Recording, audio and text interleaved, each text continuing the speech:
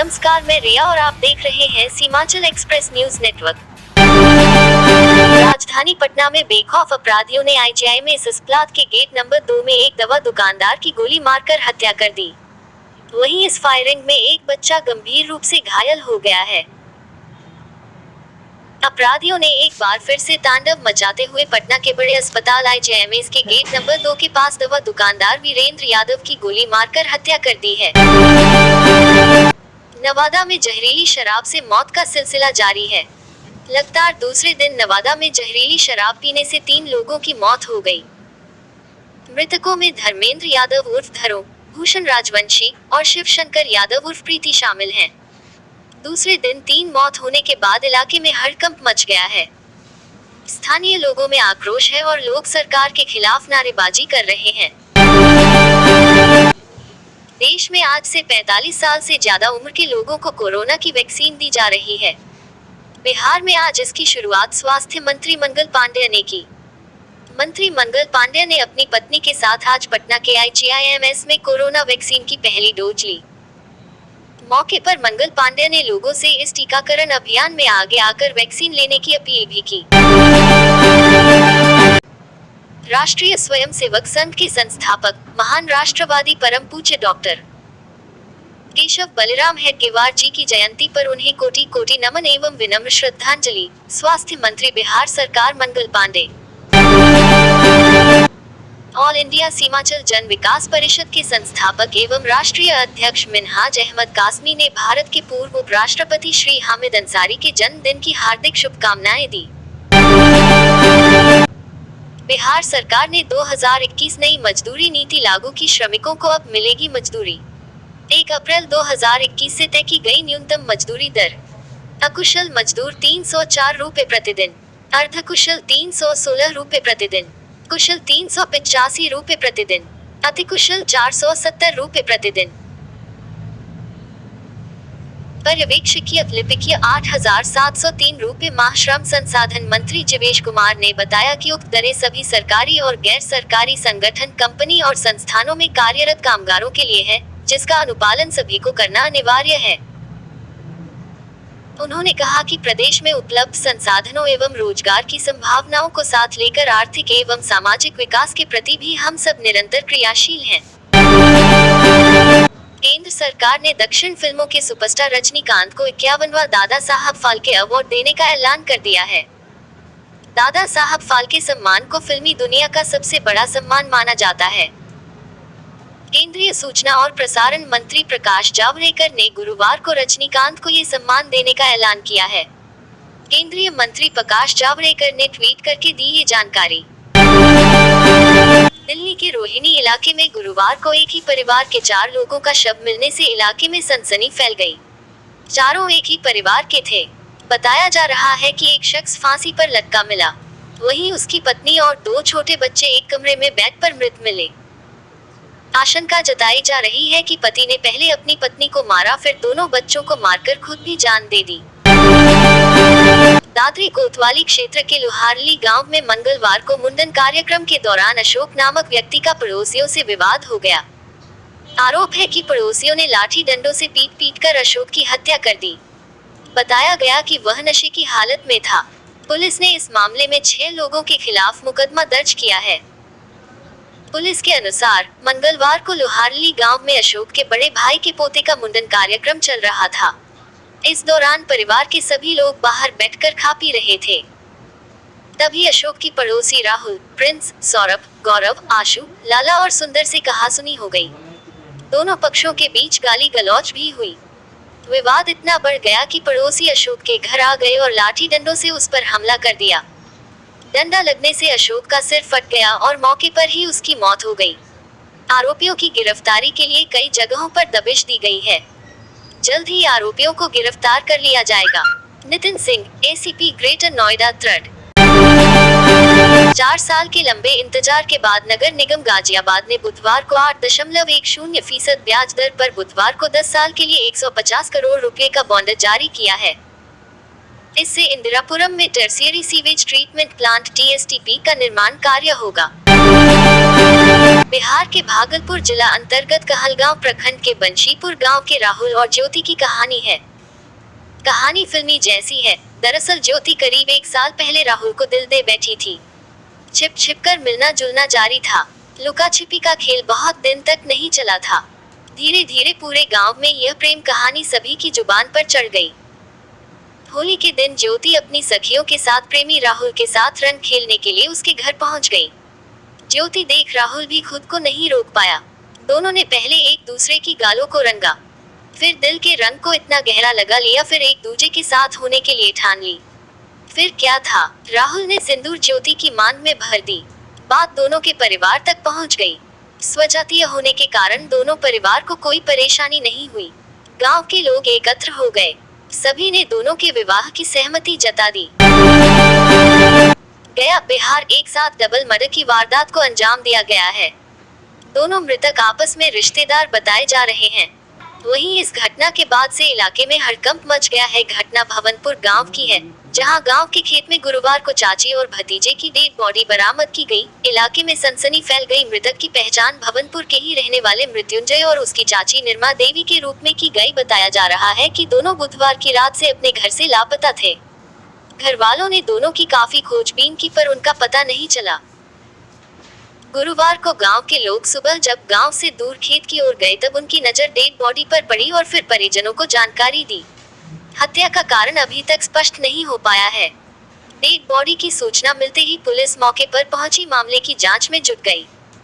वहीं दोनों शवों को कब्जे में लेकर पोस्टमार्टम के लिए भेज दिया गया। वाराणसी उत्तर प्रदेश। बच्चा न पैदा होने पर भाभी द्वारा बार बार नामर्द कहकर ताना मारना। इतना नागवार गुजरा की देवर ने तलवार से वार कर भाभी की हत्या कर दी। घटना वाराणसी के लोहता थाने के रहीमपुर गांव की सोमवार शाम की है। पुलिस ने आरोपी रहीमपुर निवासी तौफीक खान को वारदात में प्रयुक्त तलवार के साथ मंगलवार को हरपालपुर से गिरफ्तार कर लिया। बिहार दरभंगा के छोरे से खुश हुई अमेरिकी कंपनी। तोहफे में चांद पर दे दी 1 एकड़ जमीन। देश में कई ऐसी बड़ी हस्तियां हैं जिन्होंने चांद पर जमीन खरीदी है और इसकी वजह से वे लोग चर्चा में भी रहे। अभिनेता सुशांत सिंह राजपूत ने भी चांद पर जमीन खरीदी थी। सुशांत के बाद बिहार के ही रहने वाले ही इफ्तिखार रहमानी को भी चांद पर जमीन का मालिकाना हक मिला है।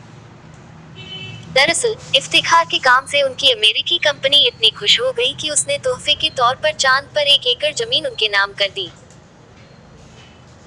इफ्तिखार जिस कंपनी के लिए काम करते हैं उनका नाम लूना सोसाइटी इंटरनेशनल है। इफ्तिखार रहमानी दरभंगा जिला मुख्यालय से दूर बहेड़ा के रहने वाले हैं और फिलहाल नोएडा में रह रहे हैं। केरल। प्रियंका ने साधा पीएम मोदी पर निशाना। प्रियंका गांधी का कहना है कि देश में विभाजन और नफरत के बीज बोने के लिए बाइबल में कही गई बातों का इस्तेमाल करने से ज्यादा खोखला कुछ भी नहीं हो सकता है। प्रियंका गांधी ने कहा कि उन्होंने दिल्ली में मदर टेरेसा की मिशनरीज ऑफ चैरिटी से जुड़ी नन के साथ कई वर्षों तक काम किया है, जिसने उन्हें सिखाया कि वह कैसे बेसहारा लोगों के घावों को साफ करें और उनकी मदद करें। हैदराबाद तेलंगाना में बीते कुछ दिनों से कोरोना संक्रमण के नए मामलों की संख्या में बढ़ोतरी दर्ज की गई है। बुधवार रात 8 बजे तक 59,297 कोरोना के निर्धारित परीक्षण किए गए और 887 नए कोरोना के मामले दर्ज हुए हैं।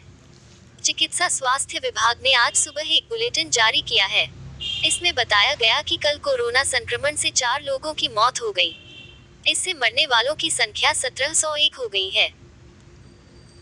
कोरोना से 337 पीड़ितों को स्वास्थ्य सुधार के बाद डिस्चार्ज कर दिया गया, जिससे उपचार प्राप्त कर डिस्चार्ज होने वालों की कुल संख्या 3,01,564 हो गई है। स्वास्थ्य बुलेटिन के अनुसार वर्तमान में राज्य में 5,511 सक्रिय मामलों में से 2,166 का इलाज घर पर किया जा रहा है। हैदराबाद नगर निगम के तहत 201 नए मामले सामने आए हैं।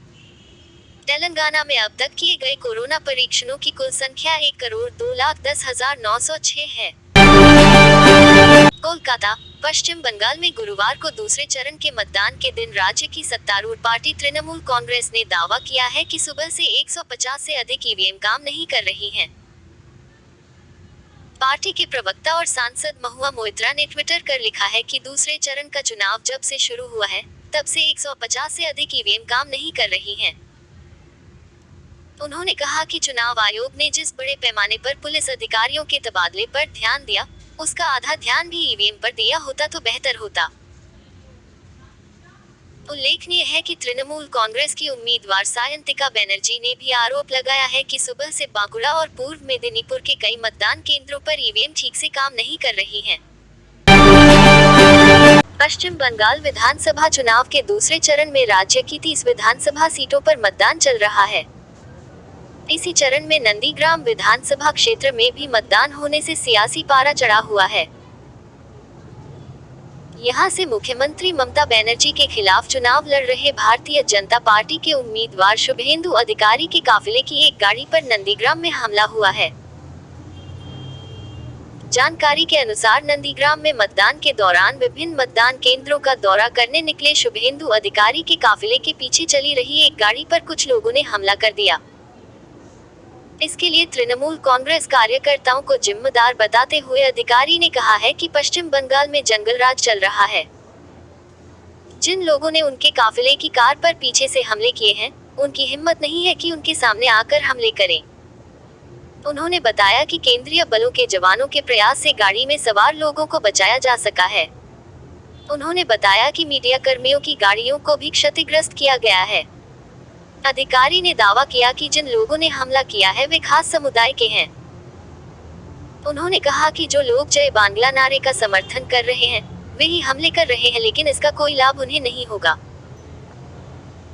हमला से नहीं डरेगी भाजपा, दिलीप शुभेंदु अधिकारी के काफिले की एक कार पर हुए हमले को लेकर प्रदेश भाजपा अध्यक्ष दिलीप घोष ने तीखी प्रतिक्रिया दी है। उन्होंने कहा कि भारतीय जनता पार्टी इसलिए लड़ रही है ताकि पश्चिम बंगाल में कानून व्यवस्था का शासन और लोकतंत्र बहाल किया जा सके।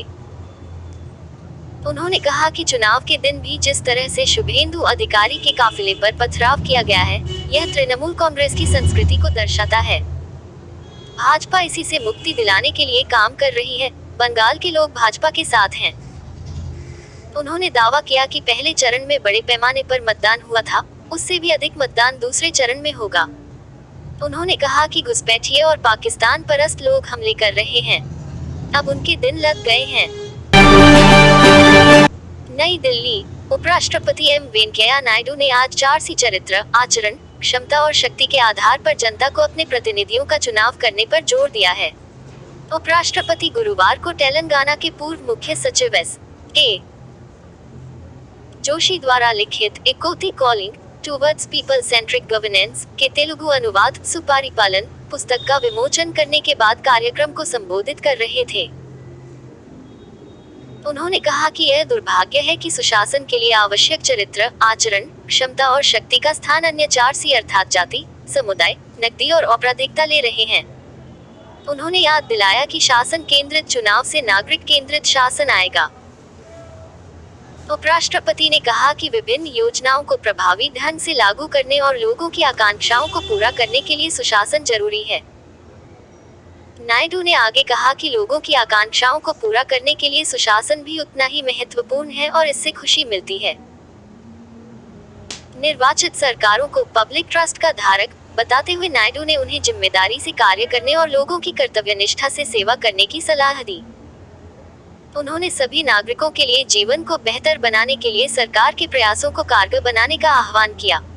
नायडू ने लेखक डॉक्टर शैलेंद्र जोशी, अनुवादक अन्नपूर्णा प्रमेया और प्रकाशक मारुति को पुस्तक के लिए बधाई दी।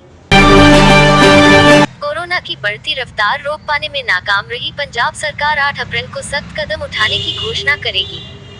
खुद पंजाब के मुख्यमंत्री कैप्टन अमरिंदर सिंह ने इसकी घोषणा की है। पंजाब के इस फैसले पर अभी से चंडीगढ़ प्रशासन भी टकटकी लगाए है। चंडीगढ़ में पंजाब रूल्स लागू होते हैं। इससे पहले भी पंजाब ने जो निर्णय लिए हैं वह चंडीगढ़ प्रशासन ने लागू किए हैं। फिर चाहे वह स्कूल कॉलेज बंद करने की बात हो या फिर होटल रेस्टोरेंट बंद करने की टाइमिंग और कार्यक्रमों में गेस्ट संख्या सीमित करने का निर्णय हो। तमाम छोटी बड़ी खबरों के लिए बने रहिए हमारे साथ, देखते रहिए सीमांचल एक्सप्रेस न्यूज नेटवर्क।